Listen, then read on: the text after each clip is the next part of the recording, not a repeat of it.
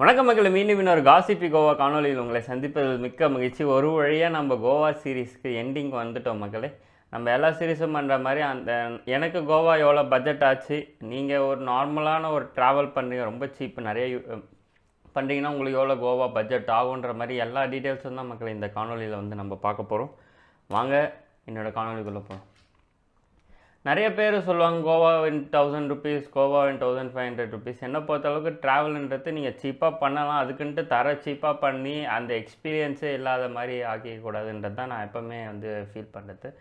So ஒரு நார்மலாக நீங்கள் ஒரு சோலோ ட்ரிப்போ ஒரு ஃபேமிலியோ இல்லை ஃப்ரெண்ட்ஸோடு போனீங்கன்னா ஆவரேஜாக ஒரு பர்சனுக்கு எவ்வளோ ஆகும் அப்படின்ட்டு தான் மக்களே நம்ம ஒன்று ஒன்றா பார்க்க போகிறோம். முதல் விஷயம் travelling. So Chennai to Goa நீங்கள் 3 விதமாக போகலாம். சென்னை டு கோவா நீங்கள் ஃப்ளைட்லேயும் போகலாம், ட்ரெயின்லேயும் போகலாம், பை ஓன் வெஹிக்கல்லையும் போகலாம். நான் போனது பார்த்தீங்கன்னா சென்னை டு பெங்களூர், பெங்களூர் டு கோவா. ஏன்னா சென்னை டு கோவா டேரெக்ட் அந்த வாஸ்கோ எக்ஸ்பிரஸ் கேன்சல் ஆகிடுச்சு. நான் ரெக்கார்ட் பண்ணுற டைம் வரைக்குமே அந்த ட்ரெயின் திரும்பி ஆப்ரேஷனில் இல்லை.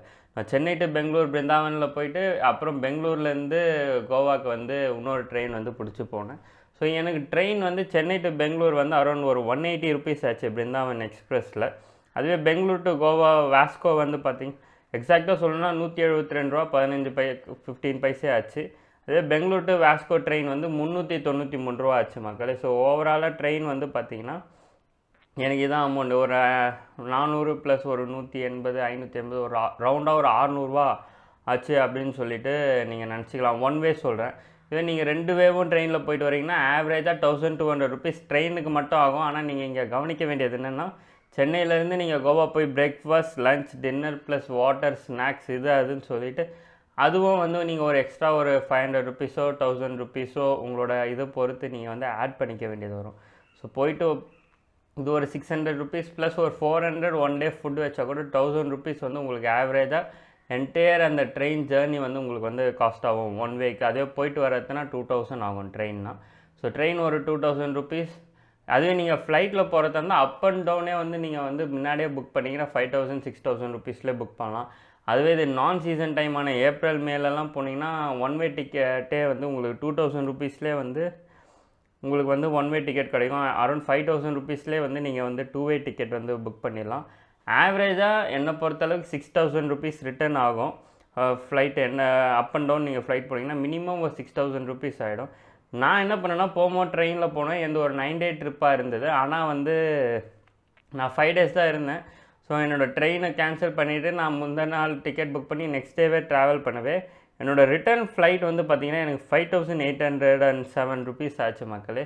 ஸோ நான் ட்ரெயினில் வந்திருந்தேன் எனக்கு 1000 ருபீஸ்லேயே முடிஞ்சிருக்கும். பட் எனக்கு ஆஃபீஸ் வேலை இருந்தது. அதுவும் இல்லாமல் என்னோடய பிளானிங் நான் சவுத் கோவா ஒழுங்காக பண்ணாதனால கொஞ்சம் அந்த ஸ்லீப்பிங் பேட்டர்ன் ஒரு 3 டேஸ் சுத்தமாக தூங்காதனால கொஞ்சம் அது என் மேலே தப்பு இருக்குது. ஸோ எனக்கு ரிட்டன் ஃப்ளைட் 5800 ருபீஸ் ஆச்சு.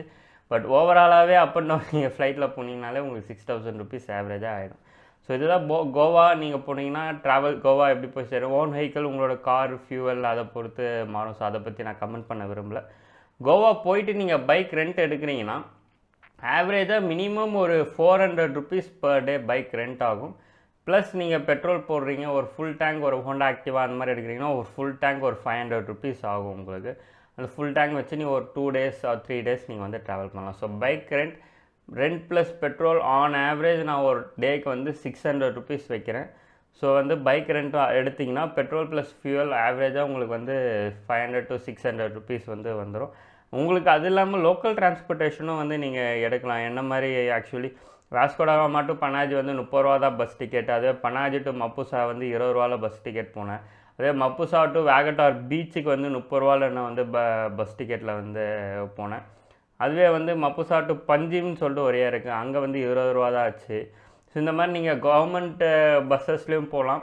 இங்கே பெருசாக நான் நிறைய இடத்துக்கு ட்ராவல் பண்ணலை. 1 or 2 பிளேசஸ் போகிறேன். அங்கே ஒரு 2 டேஸ் தங்கி ரெஸ்ட் எடுத்துகிட்டு போகிறேன்னா உங்களுக்கு மோராலெஸ் கவர்மெண்ட் பஸ்ஸஸ் மோர் தென் எனாஃப்னு தான் நான் நினைப்பேன். நீங்கள் அந்த இடத்துல போய்ட்டு செட்டில் ஆகிட்டீங்க, அங்கேருந்து பீச்சுக்கு நடந்து போய்ட்டு சில் பண்ணிவிட்டு அப்படி வரீங்கன்னா உங்களுக்கு இந்த பைக் ரெண்ட்டே தேவையில்லை. என்ன மாதிரி நீங்கள் எல்லா இடமும் சுற்றி பார்க்கணுன்னு ஆர்வக்கோளாரில் சுற்றினீங்கன்னா கண்டிப்பாக உங்களுக்கு பைக் ஆர் கார் ரெண்டல் தேவை. பைக் ஆவரேஜாக 400 ருபீஸ் பர் டே ரெண்ட்டு உங்களுக்கு கிடைக்கும்.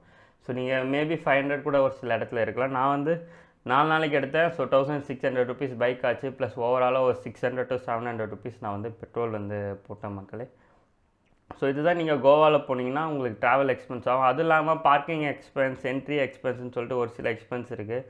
ஏன்னா நிறைய பீச்சுக்கு வந்து உங்களுக்கு வந்து என்ட்ரி டிக்கெட் வாங்குவாங்க. ஹாரம்போர் பீச்சுக்கு ஒரு 20 ரூபா வாங்கினா, அதே சப்போட்டா ஃபோர்ட்டுக்கு வந்து பார்க்கிங்க்கு வந்து ஒரு 20 ரூபா வாங்கினா, கேண்டோலிம் பீச் பார்க்கிங்க்கு ஒரு 20 ரூபா, பாகா பீச் பார்க்கிங்க்கு ஒரு 20 ரூபா, இதுவே அந்த அகோடா ஃபோர்ட்டு பார்க்கிங்க்கு ஒரு 50 ரூபா, என்ட்ரன்ஸுக்கு ஒரு 25 ரூபா, அதே அகோடா ப்ரிசன் போனோன்னா என்ட்ரன்ஸ் ஒரு 100 ரூபா. இது லோவர் அகோடா, நம்ம அந்த தாஜ் அகோடா வீடியோ போட்டிருப்போம், அங்கே போனால் அந்த பார்க்கிங்க்கு ஒரு 50 ரூபா. அதுக்கப்புறம் ரீஸ் தி மேகோஸ் ஃபோர்ட்டுன்னு சொல்லிட்டு ஒரு ஃபோர்ட் இருக்குது. ஸோ அந்த ஃபோர்ட் போகிறோன்னா ஒரு 50 ரூபா. அப்புறம் சலிமலி அந்த பேர்ட் சேஞ்சுரிக்கு வந்து ஒரு 100 ரூபா அப்படின்னு சொல்லிட்டு என்ட்ரி டிக்கெட்டே வந்து உங்களுக்கு வந்து ஒரு அமௌண்ட் வந்துடும் மக்களே. உங்களுக்கு கிட்டத்தட்ட எனக்கு வந்து என்ட்ரி இந்த பார்க்கிங் ஃபீ, என்ட்ரி ஃபீயே வந்து எனக்கு ஒரு 555 ரூபா வந்துடுச்சு டோட்டலாக. ஸோ இதெல்லாம் தான் மேஜர் எக்ஸ்பென்ஸ் இருக்கும். நீங்கள் கோவா எப்படி போகிறீங்க, ட்ரெயின் ஆஃப் ஃப்ளைட்டில் நீங்கள் போகலாம். அங்கே போயிட்டு பைக் ரெண்ட் எடுக்கிறீங்கன்னா பைக், இல்லை நீங்கள் கவர்மெண்ட் பஸ்ஸஸ் மூலமாகவும் ட்ராவல் பண்ணலாம். அது இல்லாமல் நீங்கள் பைக் ரெண்ட், கார் ரெண்ட் எடுத்திங்கன்னா அதுக்கான என்ட்ரன்ஸ் ஃபீ, அந்த டூரிஸ்ட் டெஸ்டினேஷனுக்கான என்ட்ரன்ஸ் ஃபீன்னு சொல்லிட்டு ஒரு சில என்ட்ரன்ஸ் ஃபீஸ் வந்து உங்களுக்கு இருக்கும். அது இல்லாமல் ரூம் வந்து பார்த்திங்கன்னா நான் டார்மெண்ட்ரியில் தங்கியிருந்தேன். ஆன் அன் ஆவரேஜ் 400 to 500 ருபீஸ்லேயே வந்து உங்களுக்கு வந்து ரூம் வந்து நல்லாவே வந்து கிடச்சிரும். எனக்கு டோட்டலாக 2000 ருபீஸ் ஆச்சு ரூம் வந்து 4 டேஸ்க்கு. நான் வேகட்டாரான்னு தங்கியிருந்த ரூம் வந்து 600 ருபீஸ் 2 டேஸ்க்கு. அதுக்கப்புறம் வந்து பனாஜியில் வந்து மஷ்ரூம்ஸ்னு சொல்லிட்டு ஒரு டார்மெண்ட்ரியில் தங்கியிருந்தேன். 1 நைட் தான் ஸ்டே பண்ணேன். 638 ருபீஸ் ஆச்சு. மஷ்ரூம்ஸ் டார்மெண்ட்ரி சூப்பராகவே இருந்தது. ஸோ ஓவராலாக எனக்கு வந்து ரூம் வந்து 2000 ருபீஸ் ஆச்சு. ஆவரேஜாக ஒரு 500 ருபீஸ் எடுத்திங்கன்னா ஒரு டார்மெண்ட்ரி சொல்கிறேன் நான். அதுவே நீங்கள் கப்பலாக போகிறீங்க, ஃபேமிலியாக போகிறீங்கன்னா மினிமம் ஒரு 1500 ருபீஸ் எடுத்திங்கன்னா உங்களுக்கு ஒரு நல்ல கம்ஃபர்டபுள் ஸ்டேவே வந்து உங்களுக்கு வந்து கிடைக்கும். நிறையா ஆப்ஷன்ஸ் வந்து ஆன்லைன் வெப்சைட்ஸ் நிறையா இருக்குது. booking.com, ட்ரிப் அந்த மாதிரி. நீங்கள் எதை பார்த்து வேணால் புக் பண்ணிக்கலாம். நீங்கள் சோலோவாக போகிறீங்கன்னா டார்மெண்ட்ரி எடுங்க. என்னோடய சஜஷன் ஏசி டார்மெண்ட்ரி எடுங்கன்னுவேன். ஏன்னா வந்து நைட் டைமில் வேர்க்கும் பயங்கரமாக, நம்ம சென்னை மாதிரியே தான் இருக்கும் அங்கேயும். ஸோ ஏசி டார்மெண்ட்ரி எடுங்கன்னுவேன். ஸோ ரூம் வந்து உங்களுக்கு ஆவரேஜாக 500 ருபீஸ் வச்சிங்கன்னா ரூம் வந்து இதுவாகிடும். முக்கியமாக மிகப்பெரிய எக்ஸ்பென்ஸ் கோவாவில் என்னை பொறுத்த வரைக்கும் பார்த்தீங்கன்னா ஃபுட் எக்ஸ்பென்ஸ் தான் மக்களே. மினிமம் ஒரு மீலே வந்து உங்களுக்கு ஒரு 150 ருபீஸ் மினிமம் ஆகிடுது. நம்ம என்ன தான் வந்து இது பண்ணாலும், நான் என்னோடய சீப்பஸ்ட்டே பார்த்தீங்கன்னா 50 ரூபாய்க்கு ஒரு போகா சாப்பிட்டேன். அதுதான் என்னோடய சீப்பஸ்ட் மீல்.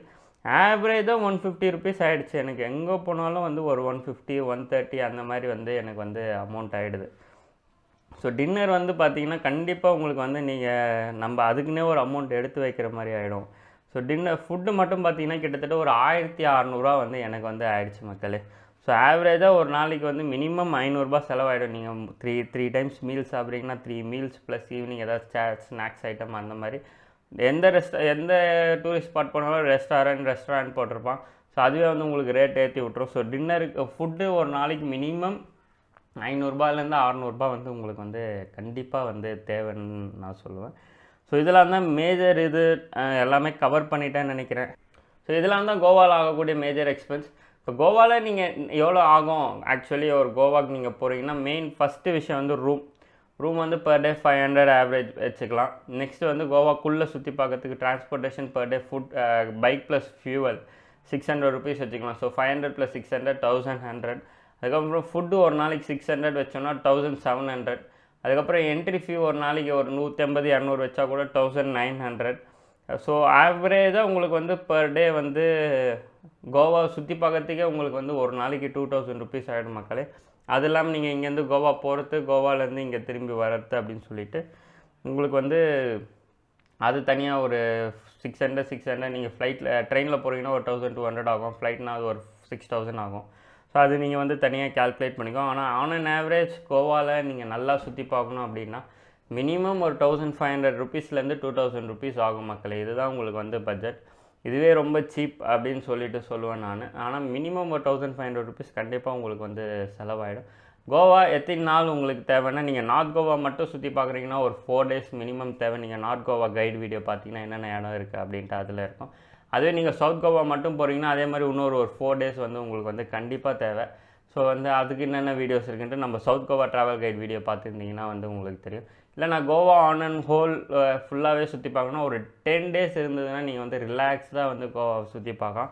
ஸோ நீங்கள் அப்படி கோவா வந்து 10 டேஸ் சுற்றி பார்க்குறீங்க அப்படின்னா வந்து 2000 per day into 10 days 20,000 + up and down flight ticket ஒரு 5000 வச்சா கூட ஒரு ஆளுக்கு ஆவரேஜாக மினிமம் 25,000 ஆகிடும். நீங்கள் கப்பலாக போனீங்கன்னா இன்னுமே அதிகமாகும்.